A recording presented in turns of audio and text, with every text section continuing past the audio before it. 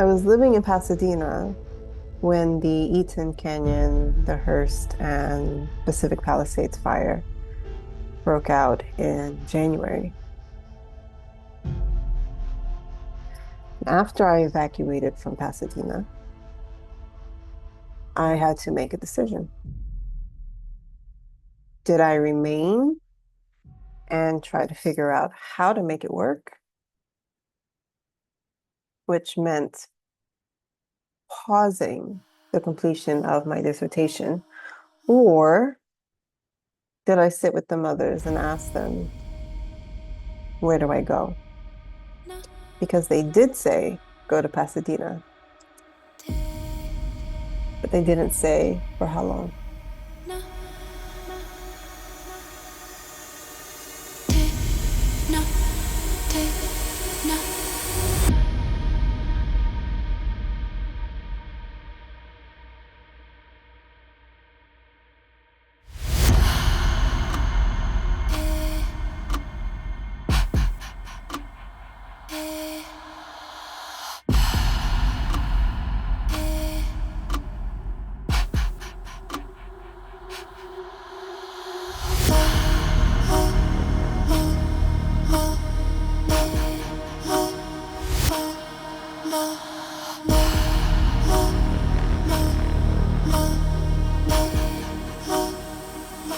This is the documentary that accompanies the written dissertation, The Midwife of Memory, rebirthing a world of ceremony, balance, and continuity through ancestral cosmogenic dreaming and embodied memory. Before I can show you all of the places I was guided to travel to for the purposes of this project, I have to share with you what that research question is.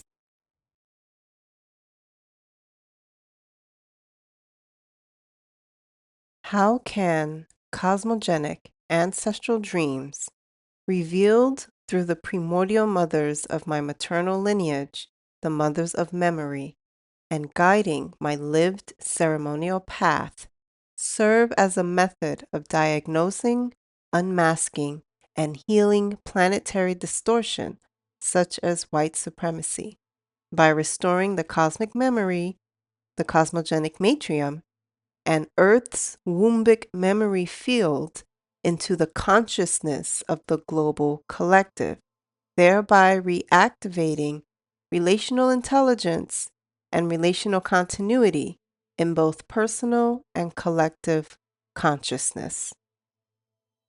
The too long didn't read version of the research question is, how do we utilize cosmogenic ancestral dream knowledge to solve real-world problems?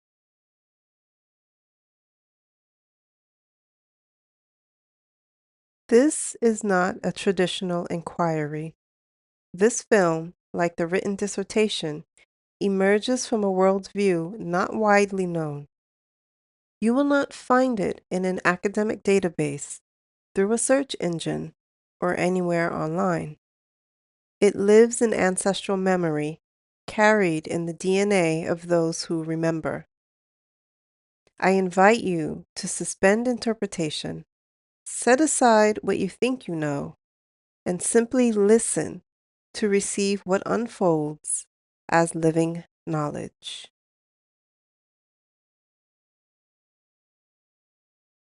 My methodology is rooted in a cosmogenic approach to dreaming. For over 20 years, I have documented ancestral dreams that function as messages carrying planetary instruction, memory, and guidance.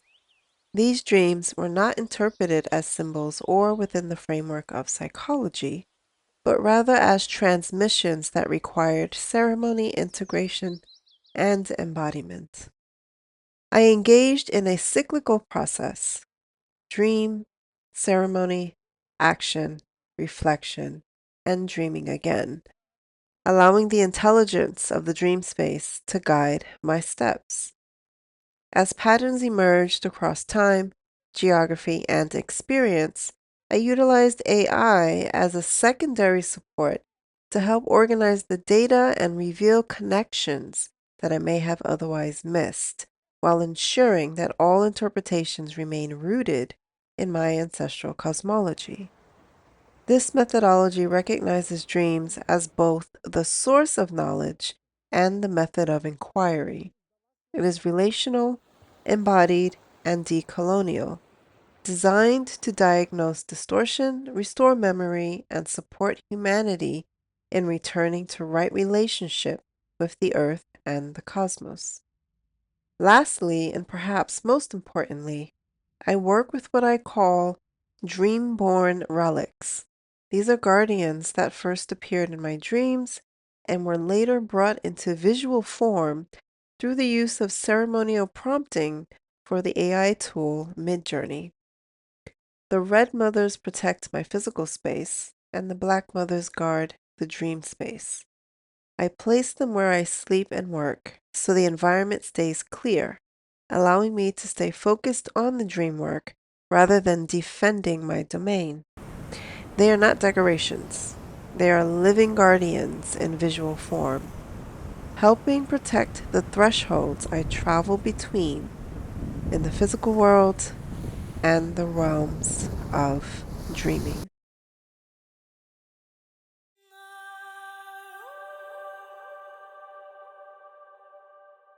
Council Gathering with the Earth, March 17, 2015. I witnessed a gathering of council with the soul of the earth at the center of the procession to this council. We were all meeting above the planet Earth. My back was facing the planet, and those waiting for the soul of the earth to arrive stood with me, facing the same direction. Then she arrived, floating on a stage, a round stage, not too large, but large enough, like the size of a 42-inch diameter hula hoop. She was adorned from head to toe in white pearls, as if it were a fitted gown. She also had 3 attendants around her to make sure her gown and the floating dais moved seamlessly. The pearls looked as if they were all connected by filament, a thin yet translucent, sparkling web. She said in her opening statement that humans were not invited onto her body to give her the chemo treatment. She did not and does not want that. Again, she felt irritated in a sense and wanted a change in behavior. I was more amazed at the pearls she wore, signifying the sanctity of life, and then I woke up.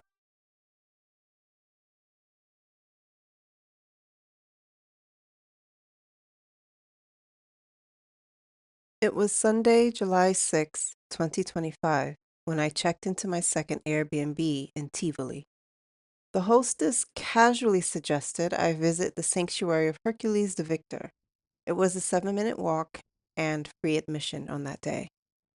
She also mentioned that Villa de Este and Villa Adriana were free, but since Villa Adriana required a bus ride and I had already visited Villa de Este, the sanctuary seemed like the simplest choice. I would never have considered visiting a sanctuary dedicated to a patriarch, not unless there was a good reason.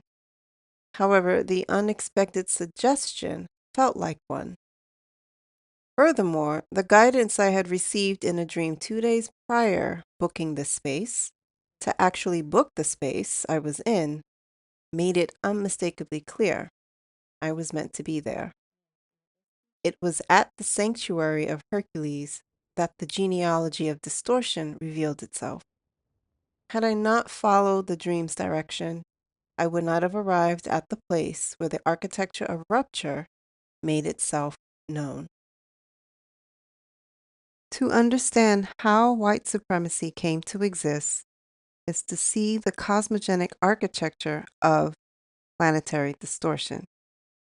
We must first understand the cosmogenic rupture, how the distortion began in the cosmic realm, moving through the spiritual realm, and manifesting in the physical realm as the systems of domination we experience today.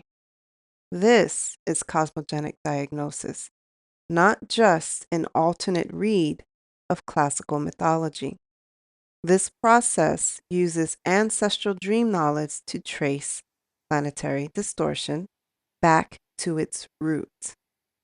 I will not go into great detail since this film is a companion to the dissertation, where the full genealogy is documented and explained. However, I will touch upon key points that share the severance. Where did the relational intelligence break? And where cosmogenic continuity was replaced with domination.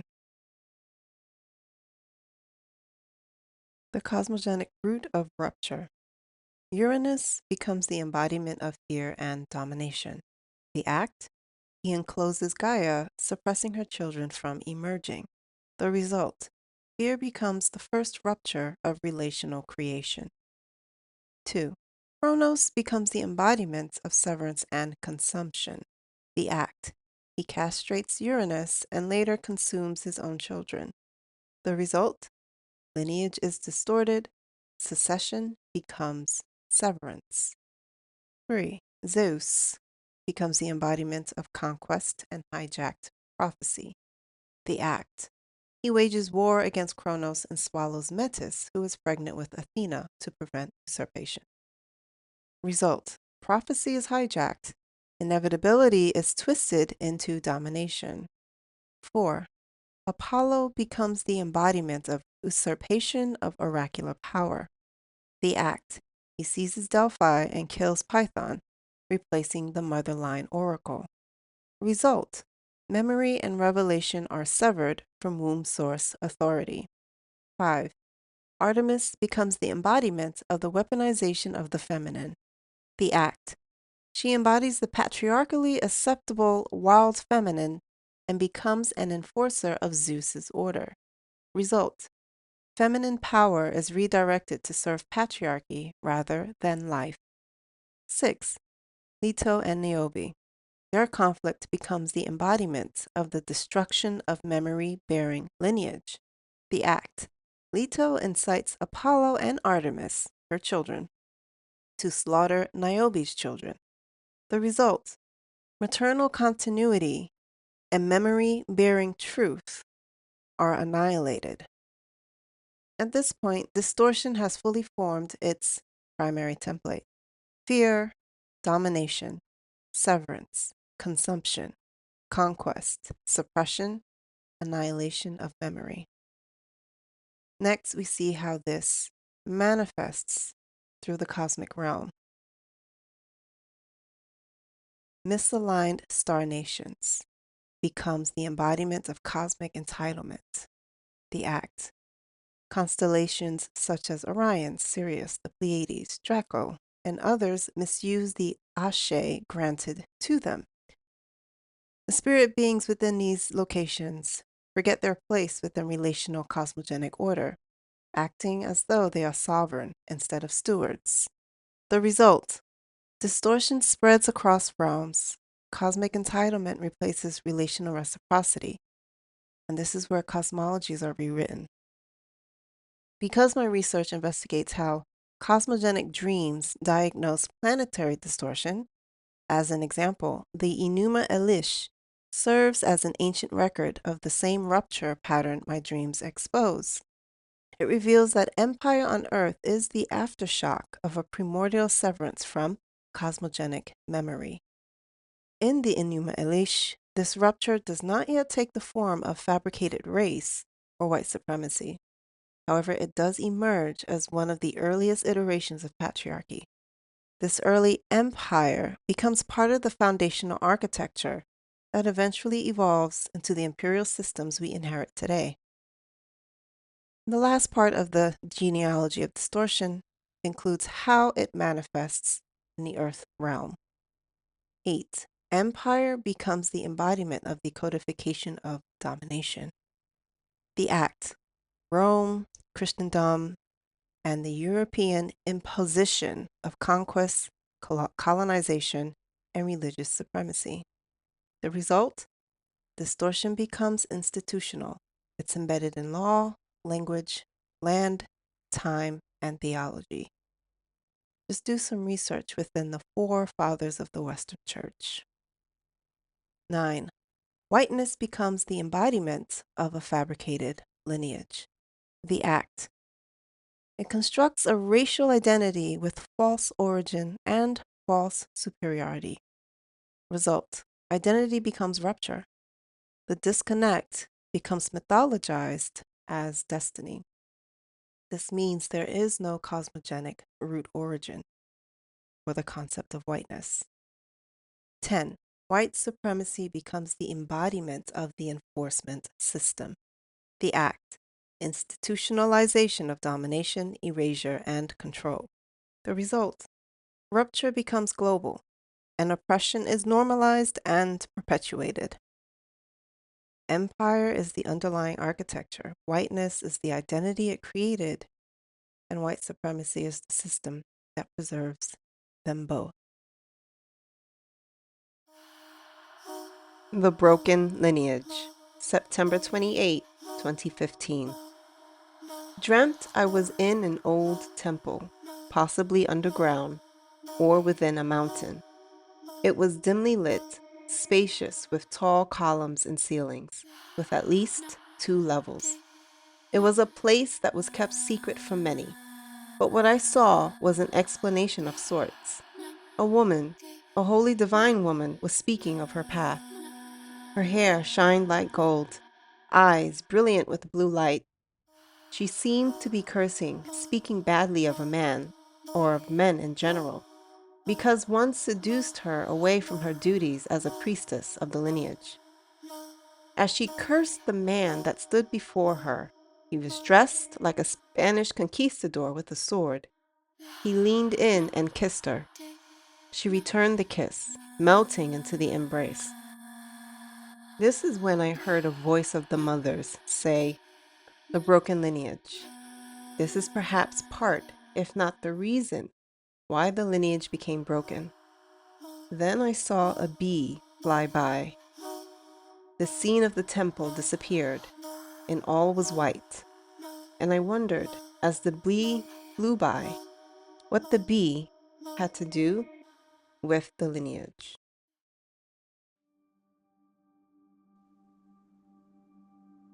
The broken lineage revealed the spiritual rupture, which comes after the cosmogenic rupture expressed in the Genealogy of Distortion. What follows are the experiences I was guided to have in order to see how both ruptures manifest in the physical realm, within relationships between the cosmogenic dreams, the people, and the land. Within the Alma cosmology, dreams reveal patterns that are embodied in physical reality. Briefly stated, the broken lineage is a result of an action occurring when someone has access to memory, truth, or lineage, and instead of engaging the responsibility that access requires, they choose to collapse into the embrace of the comfort that distortion provides, and then reinterprets the experience to protect that distortion. As I moved through my doctoral research, specifically through Morocco, Ireland, and Italy, I witnessed this pattern manifest in real time. These 3 countries offered waking life encounters with the 3 women who each embodied the same structural pattern.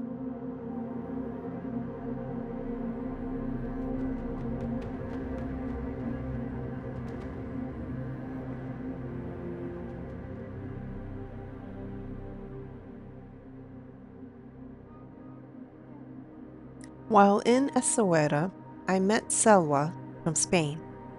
Between April 15th and May 13th, 2025, we bonded over dreams, primordial memory, and the desire to dismantle patriarchy.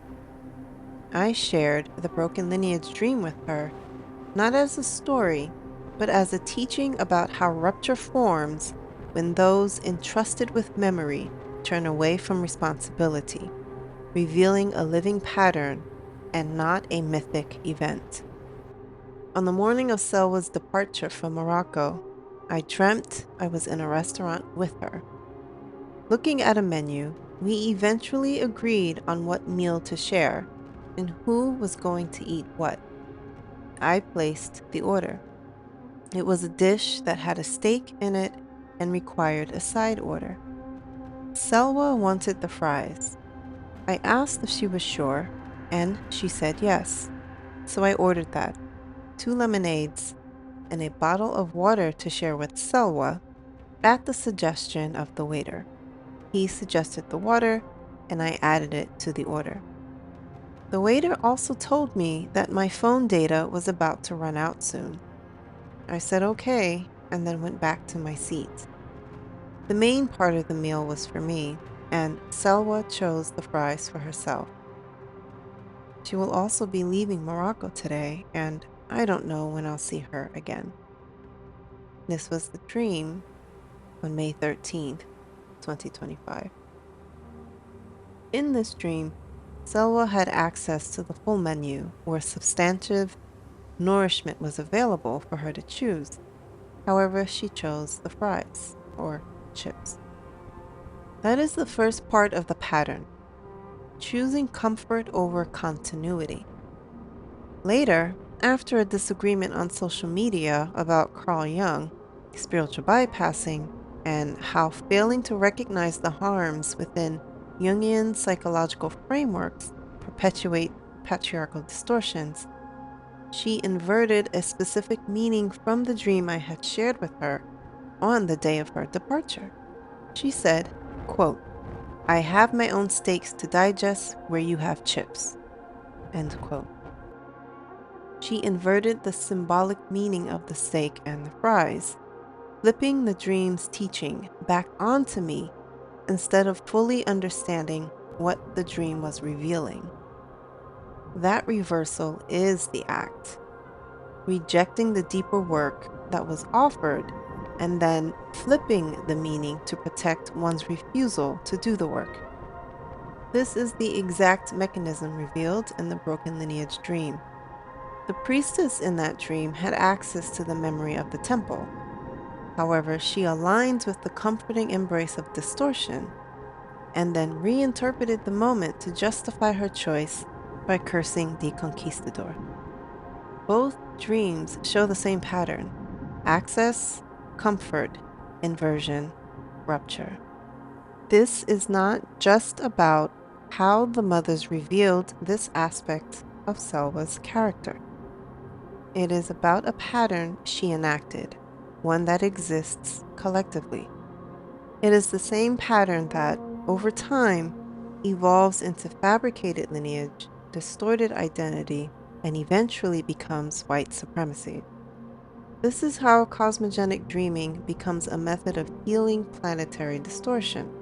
It reveals the original architecture of rupture so that continuity, relational intelligence, and the cosmogenic matrium can be restored in both personal and collective consciousness.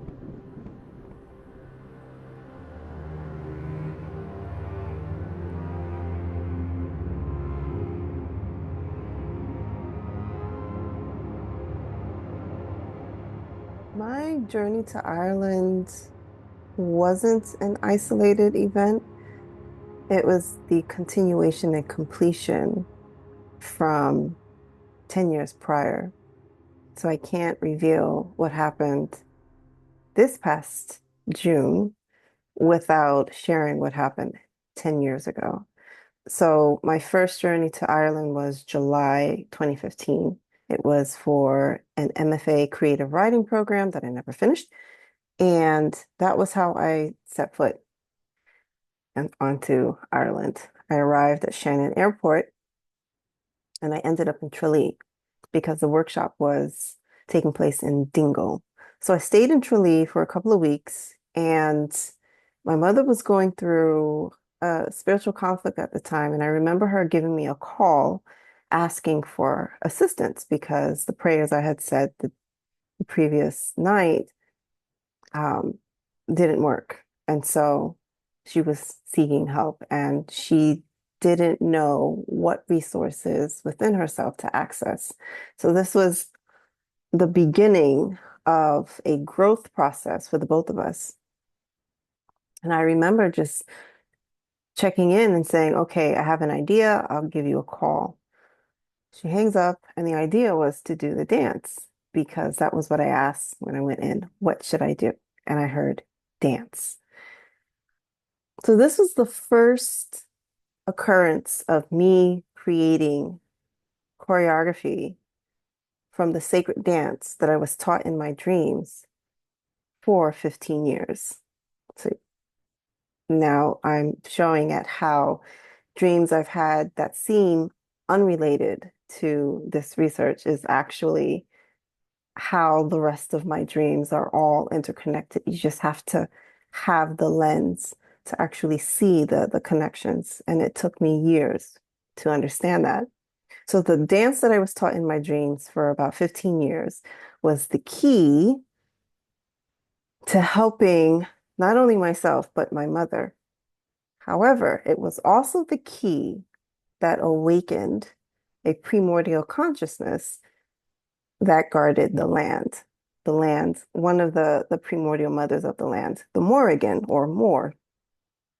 As I danced, I saw her coming through the corridor, and I remember in my mind as I'm doing this intensive dance full of anger and rage because I want to protect my mom, I say to her, I communicate telepathically. I say, I see you, I acknowledge you, but we can't talk right now because I have to protect my mom. You can come see me in a dream. At the end of the dance, called my mother. I tell her, I danced. I know you're going to sleep well tonight. Call me on your lunch break. And as we're continuing this conversation, I hear crows. And it's important because I had been there for about 3, 4 days and I hadn't heard a single bird. I go to the kitchen and I see a large amount of crows flying back and forth from the top of the window to the building across the street. And I'm just like, oh my goodness, Mom, I gotta go to sleep because this is the deity that I saw. This is the mother that I saw in my dream in the vision as I was dancing. So I go to sleep and in the dream, I leave the room and I walk to the kitchen. And at the window, the same window, is the Morrigan. So she's there dressed in her regal crow feathers, her crown, crow feathers. And standing next to her is a familiar, a crow, but in a human form, silvery eyes, pale skin, white hair, crow feather uniform. And she's just gazing out into the landscape of Ireland. And she says to me, I understand why you did what you did. And human matters are not my concern. But please have a care as to how you dance while you're here in Ireland. There are certain energies that are asleep that need to remain asleep while you're here. And so I said to her, okay, so for the rest of my 90 days, I treaded carefully. And the first song I choreographed to, where I established a proper choreography to do as an offering to protect myself and my mother, to open pathways for myself as well, was to a song called Excuse by C418. It's on one of the Minecraft albums. This is important because then it connects to the experiences I had in Ireland in June of 20, end of May, beginning of June of 2025, this past summer. So I get to Ireland and I'm in Dunquin. When I was in Dunquin the first time, I was with Cora and she was renting out the cabin that she now owns on this land. It's magical. It's beautiful. You can feel the presence of the she, specifically the she. And I remember the first time I was there, I had the experience of feeling a guardian, or just a guardian of the space. And I had shared with Cora, they're very happy with the way you're tending to the land, so just keep it up. And she did. So 10 years later, I reach out before leaving Morocco and ask if I could close out this 10-year cycle because I'm doing my research and I just want 2 weeks to um, edit my dissertation. It was a writing trip for me and going back to the land to receive what I needed to receive. At that point, I thought my search of answering my research question was finished because Morocco was a really big revelation for me.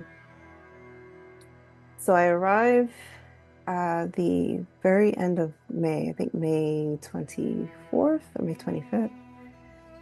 I arrive in Ireland around that time, and I arrive in Dunquin the very beginning of June, the 8th or 9th of June. No, no, begin before that, probably around the 2nd. I get my dates all mixed up. However, the second night that I'm there, I have a dream about the she. She reminded me of Galadriel in The Lord of the Rings.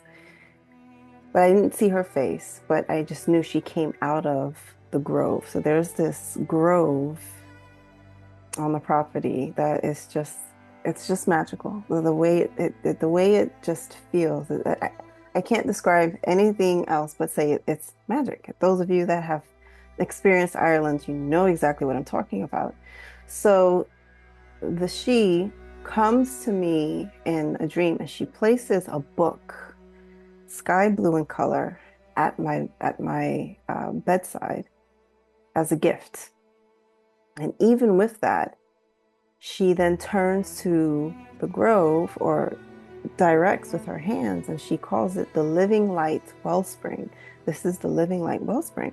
And so, of course, I'm excited and I share this with Cora because Cora is the steward of the land. She's tending to it. She gardens and she makes sure that, the grass doesn't get too wild, but she manicures it really well. So I share this with her.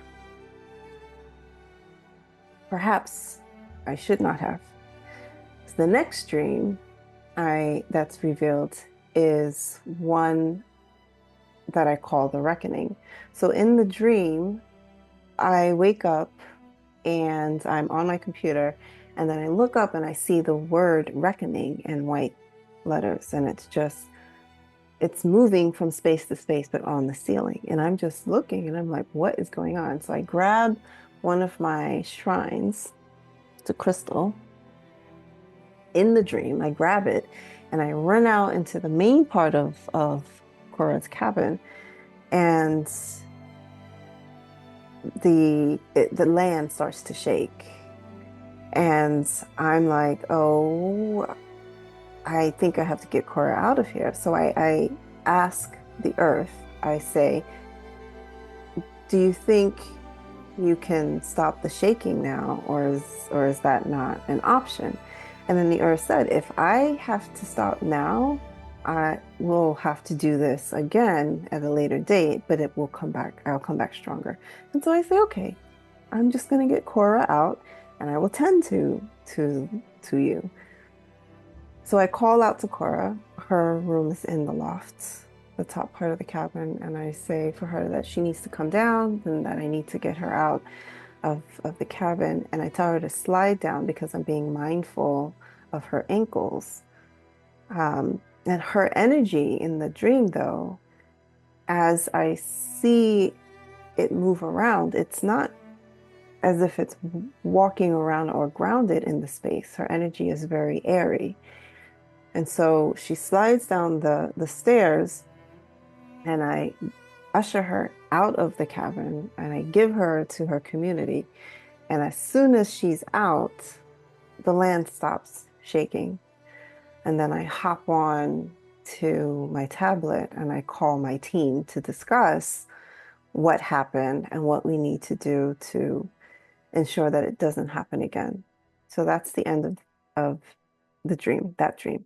And it's important because after I shared this with Cora, I didn't understand the depths of it in those moments. And the only instance that I know of the lands moving was of a landslide that had happened behind her property a couple of years prior to 2015. And when I was there the first time, you could see at how the land slid, but around her property. So the cabin didn't get caught in it at that point. And so we were discussing it, and I just said, I don't know specifically what the earthquake refers to, but I just know that whatever is going to emerge, that it needs to be tended to, because if it's not tended to, it will come back stronger, according to the land. So that's where we left the conversation. A couple of days later, one of the healers that she goes to, I had met him 10 years ago. He's really good. But as soon as he locks eyes onto you, he starts to see, and there's no hiding. So there were some things that I had to integrate in order to move forward. And I knew exactly what he was speaking about. So I said, I'm going to work on it. And that's what I do. Something emerges, something's revealed, I will work on it immediately.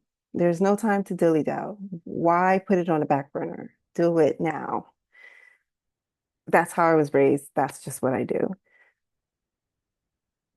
Part of what needed to be integrated was my connection to the cosmic Age. Now, these are cosmic primordial elementals. And I've separated my connection from them because of an experience I had at CIIS back in 2020. Um, but in order for me to move forward with this work, I had to reintegrate that. And that is what I did.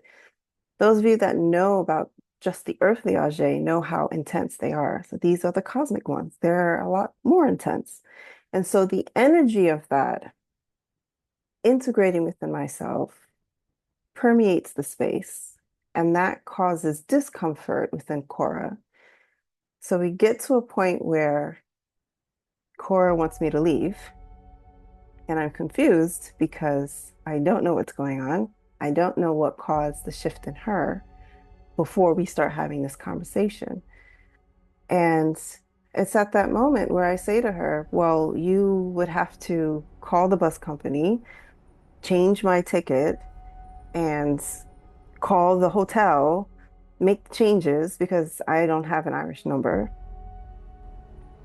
And with the whole bus thing, it will probably be a headache.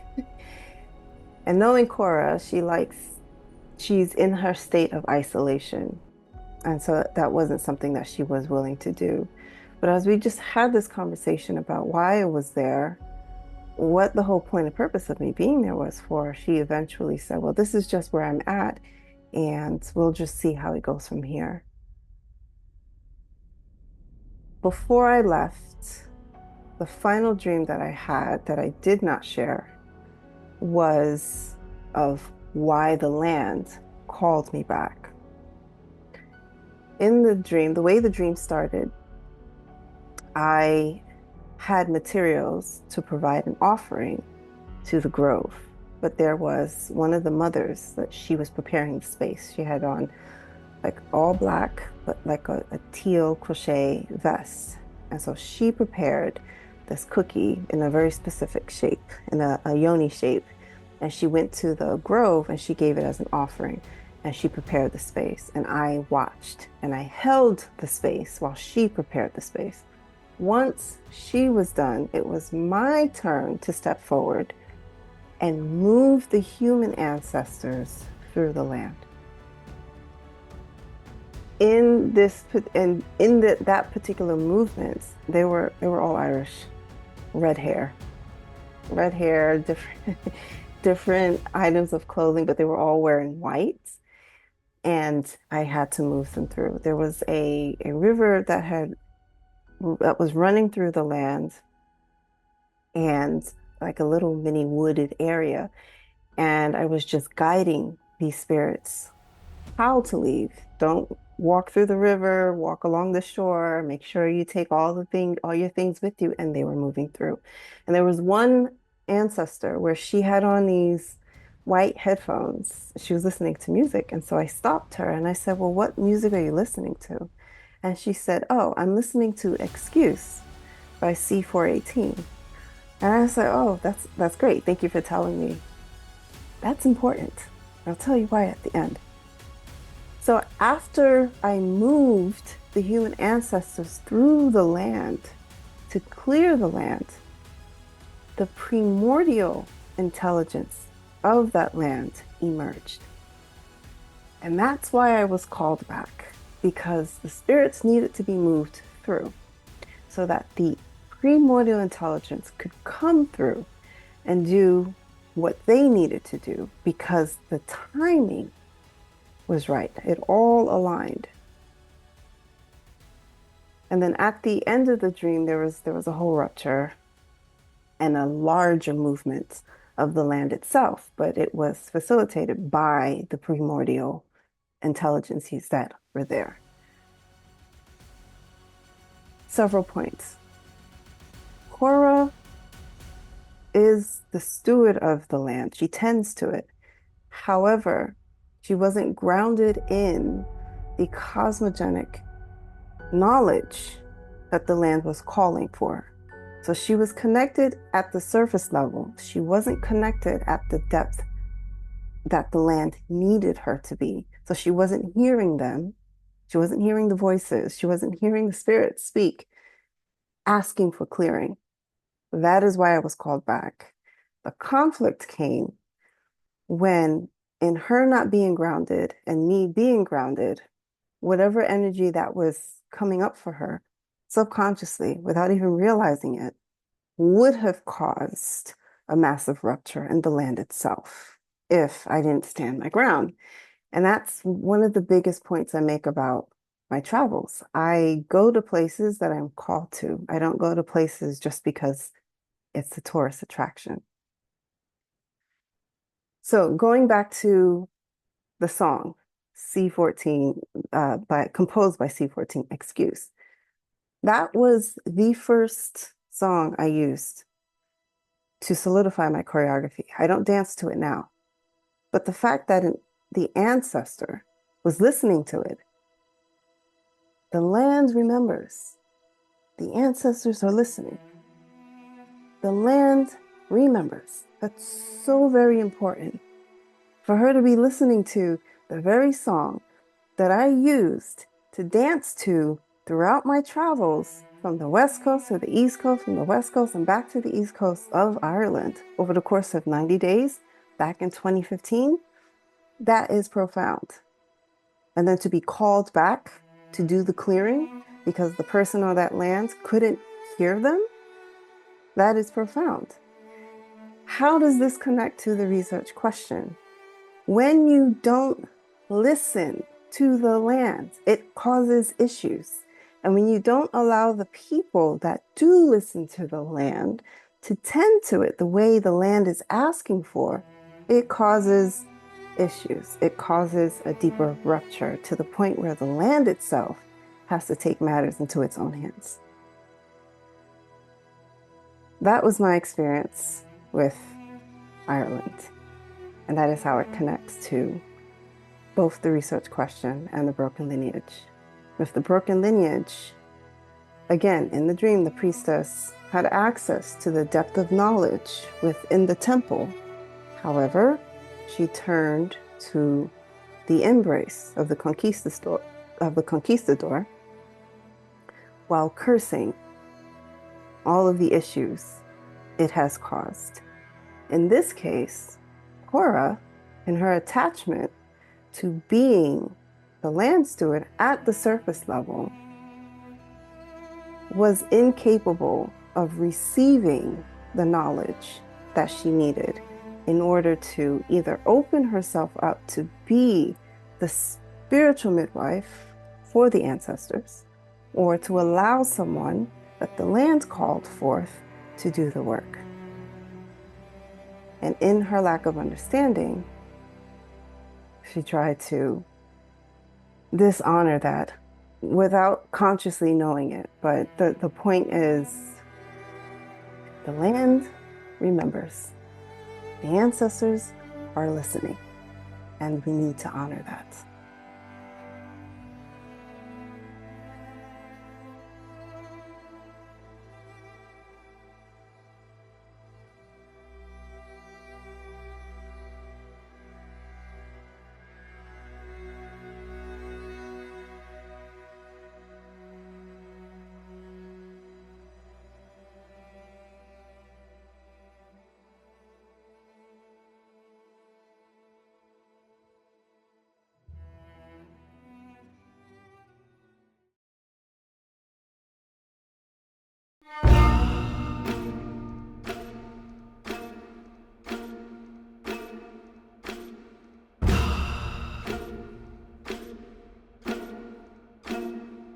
My trip to Rome was revealed in a dream while I was in Essaouira, Morocco. It isn't a city that I ever had a desire to visit because it is the root of empire and the energies are too dense and suffocating for me. I had known Vesa for 10 years online, so this was a first time in-person meeting for the both of us. During that first night after arriving in Rome on June 18, 2025, as we were falling asleep in the same room, I felt Vesa's energy settle over me like a blanket. It wasn't soothing. I found myself praying for protection while holding a black tourmaline in my right hand because it wasn't an energy that came from within me. It was a weight that did not belong to me. Perhaps it was a signal that her curiosity about the mothers was not rooted in readiness, and that spiritually, I was not safe in her presence. The dream I had that morning made this unmistakable. I was here in Vesa's bedroom space with this wall, and it looked slightly different because beyond it, the space was open. There's this hooded female figure that floated in. As I was trying to do my work, she came in and she sat as if she was going to observe. But when I turned to my left, it wasn't the bedroom per se. It was like a sitting area, like how you have a window ledge and the wall. There was a couch without the back part, a window seat without the window. And I had my books open to do my work. As I would talk about it, this hooded figure was present. Then the energy would shift. Where the face was hidden, these rows and rows of circular teeth would just show up. I would move away from it so that I can avoid being latched onto. Each time I did that, I found myself needing to move away from this energy. And each time I adjusted my position in this space, it would follow. And it would just turn into this parasite. It had the mouth of a parasite, like a leech. So I had to move. I kept having to leave. When I would adjust my position in the space, it would follow, and then it would try to eat. Each time I would try to adjust my position, I had one of my books open, and I would try to talk about its contents, but this thing would show up and try to attach to me to eat and feed off of me. I would just move and I would say, ew, no, what is that? There was one specific part where I was explaining the details of my work, and I kind of felt like as if I was Jon Snow, while not being Jon Snow himself, but being the role he played or symbolized in the Game of Thrones. Because that is what came to mind as I was sharing my story in the dream. I would flip through the pages and talk about it. I don't know what that means specifically, but it wasn't safe for me to just stay in that one space, because each time I tried to do the work, this thing would follow me around.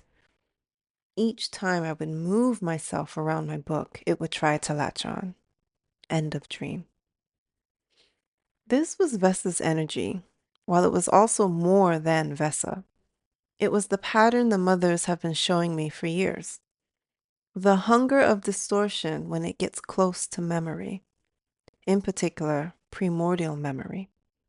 The desire to witness without responsibility, to consume without rootedness in the lineage, and to take in cosmogenic truth without undergoing the initiation required to hold it.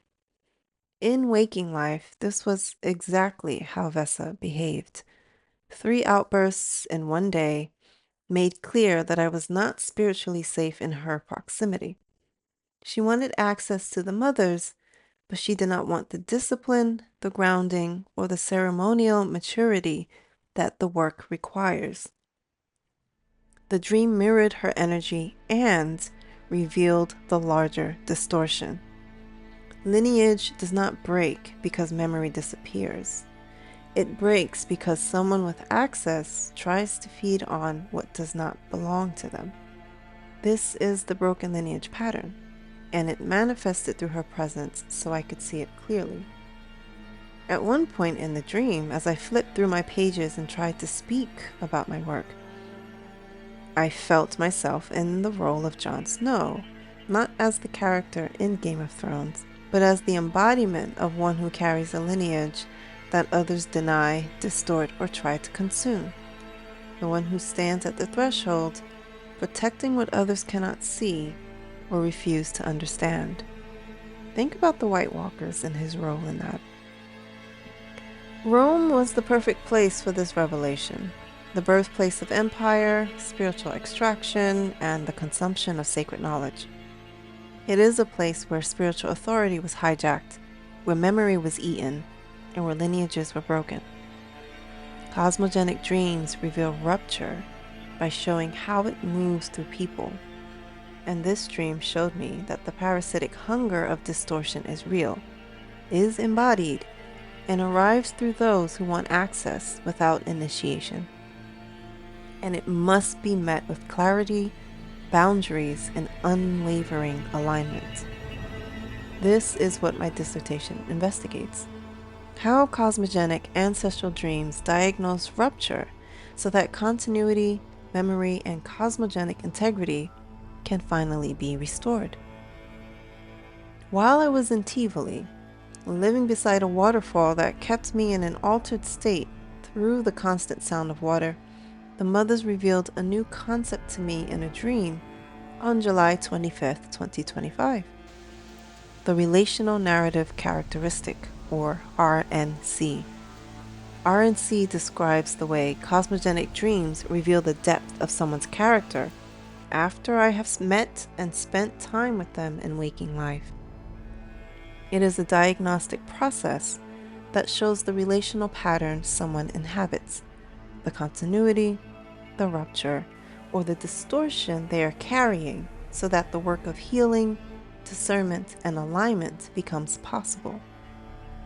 Cosmogenic ancestral dreams reveal rupture by showing how distortion moves through people, through hunger for access without initiation, through inversion, and attempts to consume what is not theirs. This is the broken lineage pattern in real time. And this is why my dissertation uses cosmogenic dreams as method, because they show exactly where continuity is threatened and where memory must be restored so that the cosmogenic matrium and our collective relational intelligence can return to alignment.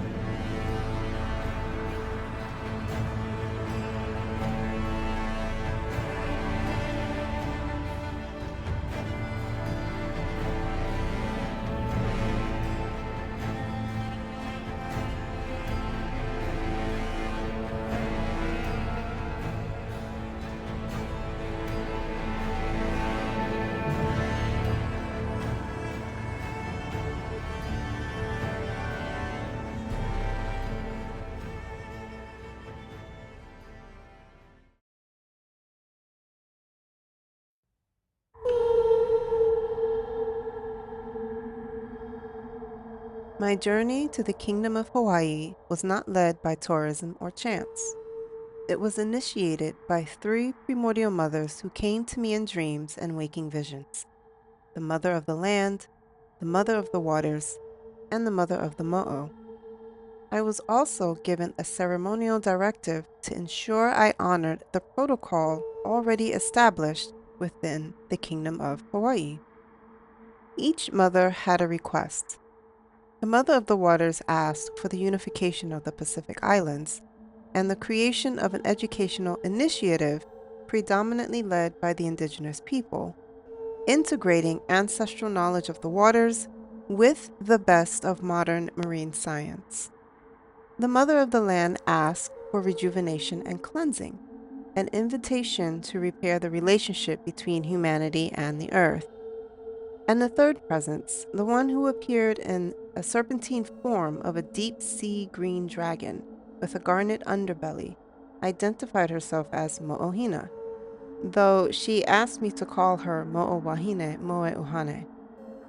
She revealed herself as an ancient guardian connected to my primordial maternal line, a kinship that is cosmogenic, not necessarily genetic, and asked for a shrine at the sea and ongoing veneration through sacred dance. Before arriving in Hawaii, the ceremonial instruction I was given was transmitted through a dream. A woman dressed in white, tattooed markings on her face, sat to my left and told me, "You must go to Oahu first. Pay your respects to the Iolani Palace before anything else." This dream set the ceremonial orientation for the entire journey. Together, it was the requests of the primordial mothers and this dream directive that brought me to the Kingdom of Hawaii and ultimately to Moloka'i, standing in a plumeria grove that mirrored the very pattern of rupture I had been studying. I arrived in Moloka'i on May 26, 2024. The next day, struck by the beauty and fragrance of the flowers around my rental, I searched Google for the name of it and stumbled, seemingly by accident, onto a plumeria farm offering tours. I booked a visit out of curiosity, not knowing I was being guided. When I arrived on May 29th, the owner, a 76-year-old non-native Hawaiian American man who had lived on the island for 40 years, immediately spoke about the crisis affecting his grove. The trees were dying from the longhorn beetle. The drought was worsening, and he was not permitted to access the water beneath the land. I shared my dissertation, the requests of the primordial mothers, and the possibility of working ceremonially with one tree as a beginning. He seemed open, and he spoke about hoping for a miracle. I saw this as a test of belief and alignment, and a possible way to honor the primordial mother of the land's requests for rejuvenation and cleansing. That night, after returning to my Airbnb, I prayed for guidance. The mothers answered clearly. Develop the sacredness of the grove for healing. I recorded the instructions and prepared to present them the next day. On May 30th, the situation shifted. He said he felt uneasy and that he didn't understand what he might be agreeing to. When I asked about crystals, he revealed he was Christian, referencing biblical prophecy, Elijah, and false prophets. I realized my ancestral dreams may have sounded like prophecy to him, and that he might be interpreting them through a Christian lens.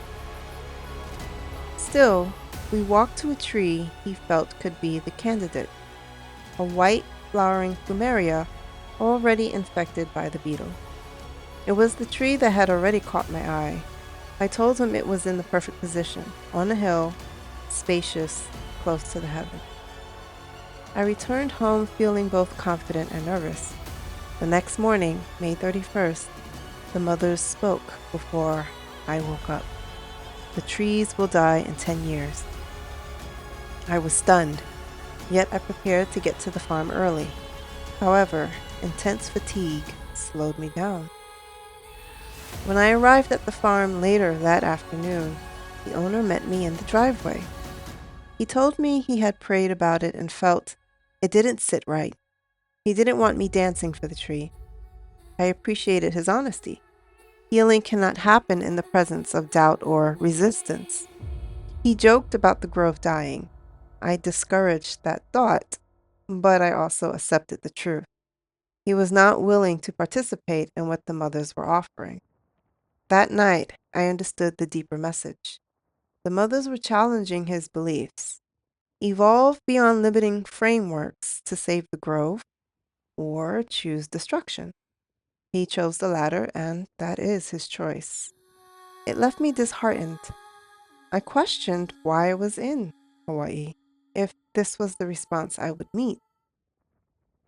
But I remembered, my task is not to intervene according to my own will.